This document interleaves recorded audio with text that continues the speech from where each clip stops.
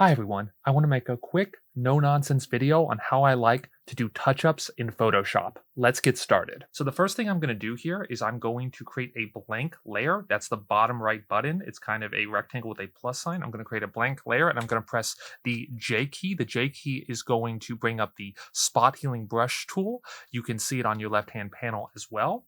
With the spot healing brush tool, I am then going to zoom in. The way I like to zoom in is with Control plus here.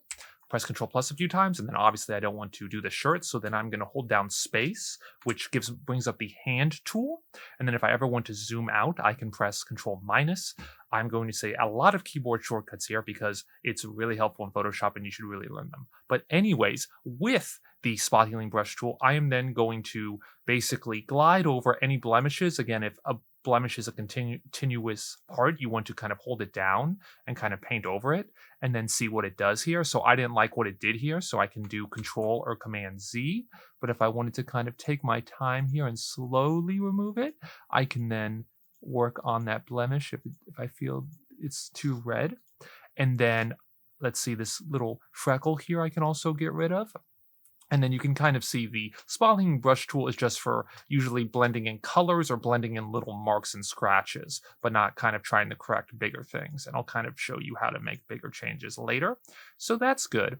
And then the beauty of this blank layer is that if I turn it off by turning off the eye on that layer, you can then see what you didn't see, what you didn't. And if I ever wanted to go to this layer and get rid of any individual changes, I could press E for the eraser tool, and I could simply, bring back any of the changes. So I just brought back kind of what was right above the nose here. I'm going to do Control Z to stop that change, but that's the spot healing brush tool and is really helpful for quick little fixes. Okay, so the next thing I'm going to do here is I'm going to name this layer by double clicking it and do spot healing just so I know what it is. Again, we'll be creating a lot of layers here, so it's good to not get them out of hand. I'm going to make another blank layer, and I'm going to call it the brush tool, and I'm going to press the B button for my brush tool. Again, you can just click it over here if you want to, but again, I think it's really good to know keyboard shortcuts. I'm going to press the Alt button and hover over my image and click a color I possibly want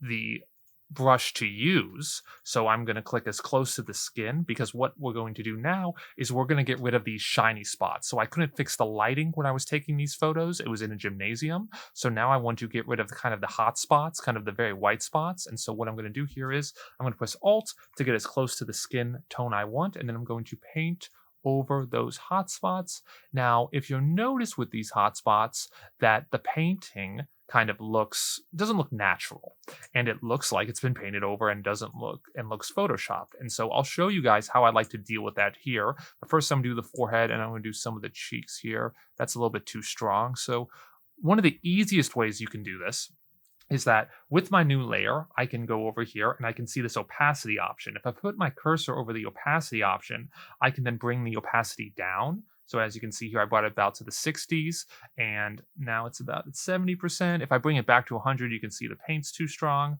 And again, I can just bring it down or bring it up based on what I want here. And so I kind of like that. So this is let's go to the before and let's go to the after. And I like that a lot more. It looks way more natural. Another thing you can do is you can double click the layer and that will bring up blending options. And so all you have to worry about, there's a lot of options here. I don't really know them either. I just know that these two, the blend if option is the most important. And so what you can do here is you can blend the colors with the underlying layer. And so what you can do here is you can mess with this blending option and see if you move it from side to side, you can see it blends kind of just like the opacity.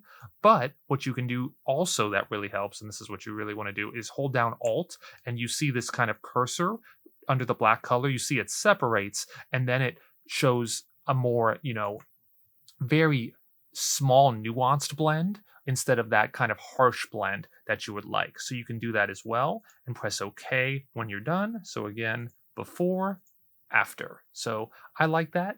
Now we're going to work on the smile. And so how we're going to brighten up the smile is very easy way I like to do it, but it gets into a new concept called masks. So I'm going to go to the background layer. I'm going to go to this layer and I'm going to press Control or Command J. That's going to make a duplicate layer. I am then going to click this kind of camera button, and the button is add layer mask. So what a layer mask does is it only allows certain changes to your image. So the changes on this layer will only be shown through the layer mask. So white means show those changes where they are, and black doesn't show these changes. So right now the whole layer's white, sorry, so it shows all the changes. Right now I'm going to inverse that mask, so black, so now it shows none of those changes. And what I'm going to do here is I'm going to press B to go to my brush. I was already there, and then I'm going to press slash. This is showing my mask. So right now my mask is completely black, so it shows red. You can change these options in the settings. And so now I'm going to make sure that my brush is black, and my brush is white, sorry. And I am going to simply let the mask only show what I want to change, which is the smile here. I'm going to press slash to get rid of that mask. And so nothing has changed still. We're just making an image. We're selecting our image essentially and saying, hey, we want to only work with the smile, with whatever our selection was. And so now we're actually going to brighten up that smile. And what we do here is we add an adjustment layer. And so that's the circle with the black and white here. And so we right click that and we go to brightness and contrast. And so this is very important here. With brightness and contrast, we made a brightness and contrast layer, and you can see us changing the brightness and contrast. It shows the changes we made earlier with the spot healing brush tool. And so what I want to show here is that changing the brightness is affecting the whole image. We do not want that. We want it only to affect the smile. And this is a mistake a lot of people make. So we have to click this button. It's very important. It's the square button with a down arrow button.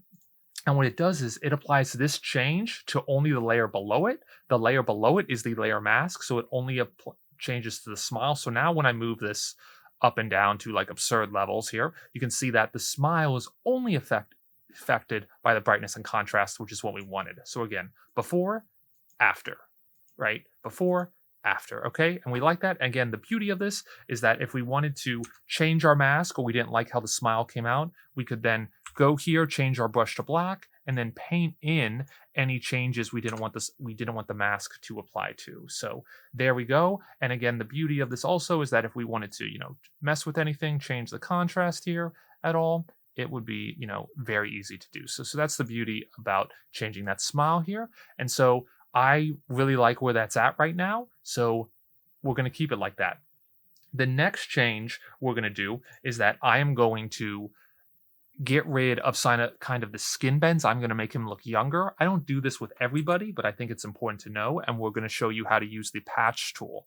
So I went to the bottom layer again, and I press Command or Control J to make a duplicate of this layer.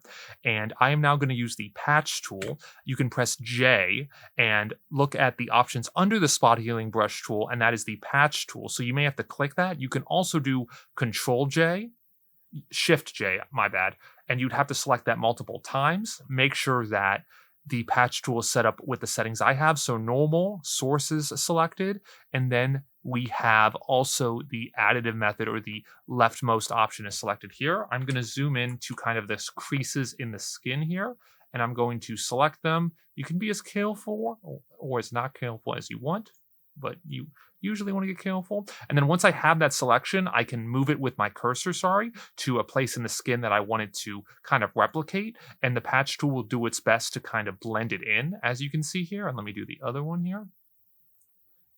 My hand isn't too steady, but I try my best. And so there we go. And now, so once you see those marching ants, you can move this, and then to get rid of those marching ants, this is a big thing I see people do. You can press Control D. And so right now you can see this is, before, and this is after. I didn't do too good of a job on the right-hand side. Let me try again. Oops.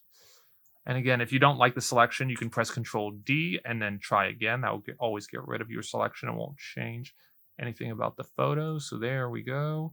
And then there we go with the Control D. So that is this is before, and this is after. And again, if I wanted to get the spot healing brush tool and smooth out the skin a little bit, I could, and see if that does what I want to do. I'm also going to smooth out the skin in a different way I'm going to show you. So the little blemishes here don't matter too much, but I think it looks okay. Let me get that And let me get this one with the spot healing brush tool.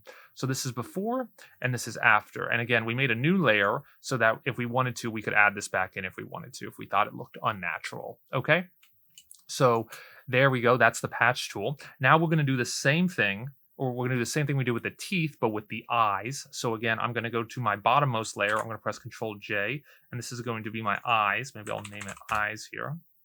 And I'm going to press the mask button, that camera button. Then I'm going to invert it with Control I. Again, this is a little bit different order here. Then I'm going to go to hue saturation here, and I want this hue saturation to only apply to the layer directly below it. So I'm going to click that down arrow box button. And then I need to make sure to paint in my mask. Right now, my mask is completely dark. So I'm going to go to my brush tool, make sure white is selected. As you can see, black is selected in the foreground. So I'm going to press X here to bring up white. And then I'm going to paint my eyes in here to allow my mask to come in here. And so still no changes have been made, and that's because I haven't done anything with the hue saturation layer. So now I'm going to increase the saturation here. Okay, so I made a huge mistake here, and the mistake was that I have this layer, but this layer is below the background layer that I used to replace the cheeks here, right? With this changes. So with the patch tool, so I need to move that below this layer because else that layer will cover it up, because masks, this layer is unmasked. So the layers didn't filter down like it is in the layers above it, which are transparent because I have masks, or the layers are transparent themselves like the brush or the spot healing tool. So now that I have the hue or saturation layer, I can increase it or decrease it as much as I wanted here. Maybe I'll make the eyes a little bit brighter. And so he has beautiful brown eyes. So we want to make sure to accentuate that. And I'm going to, show you the before and show you the after. So I think that's really nice to kind of bring out those eyes right there. Okay. Now, the last thing we're going to do, or the second to last thing we're going to do, is we are going to smooth out the skin. And I'm going to show you the step-by-step process. I have it saved in an action, but this is a step-by-step process for you guys. So what I'm going to do here is I'm going to go to my topmost layer, whatever that is for you, and I'm going to merge them all and make a new layer. And for me, the command for that is Control-Shift-Alt-E, or Command-Shift-Alt-E. And so that should bring up a new layer, and this layer is all the merged changes below it. So it's taken that and merge them all. And now I'm going to go to filter, and convert for small filters. The shortcut for that is Control-Shift-M. And now what I'm going to do with smart filters is we're going to apply two effects here. We're going to apply first the noise. We're going to go to filter, noise, dust, and scratches. And I recommend doing the radius between 4 and 10. I'm going to do 9 here. And the beautiful thing about this, I'll show you afterwards, after I add this next effect, which is blur, Gaussian blur. And again, you want to probably I recommend between 2 and 4. It allows you to do a decimal point. The beautiful thing about these effects is if you don't like them, you can double click them. And then you can click OK, but then you can change them at your will. So if you thought it was too blurry, you can do that.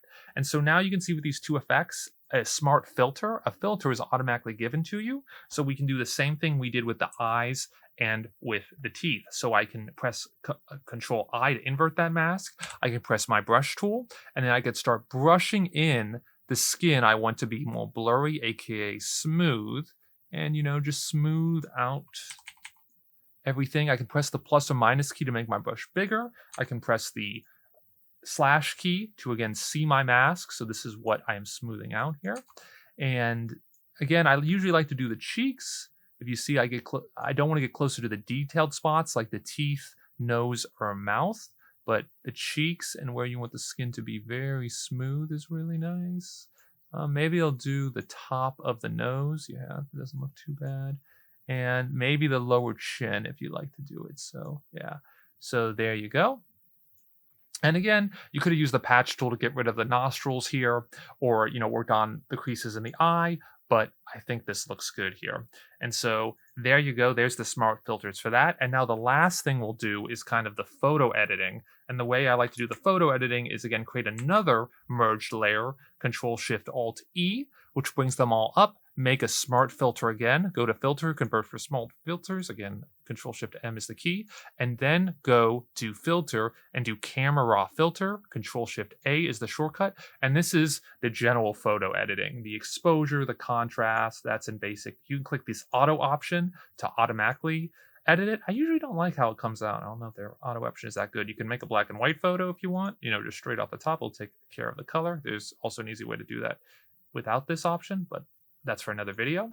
And I suggest messing with all the options. There's way too many options to go through here, but just messing with them and seeing what you like also helps. One thing I particularly like to do is I like to go to effects and add a little bit of grain. It usually adds detail, but usually 1 or 2 is good enough.